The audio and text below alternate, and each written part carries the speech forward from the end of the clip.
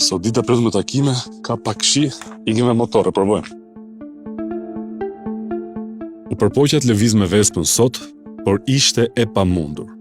Kur shtohet shiu, gropat mbushen edhe nuk duken fare, kështu që nuk dua të rrezikoj. Prandaj zgjodha të marr makinën. Au lodhe! Po, shefësia. Shikoni tani çfarë heq qytetarin Tiranë, sa herë 2 pika shi bllokojnë trafikun. Kur biesh në Tiranë ka 3 të mira kryesore. E para lan makinat atyre që si lajnë, e dyta pastron ajrin, dhe e treta i nxjerr bojën propagandës. E kur biesh në Tiranë nuk vojnë vetëm shoferët, vojnë dhe këmbësorët, nga trotuarët e ngushta që nuk kalon dot po hapet çadrën e shiut. Për Florin qilë do vote. O kërë tash konsumuar, kret Tirana, kret ka përvetuar rriu për...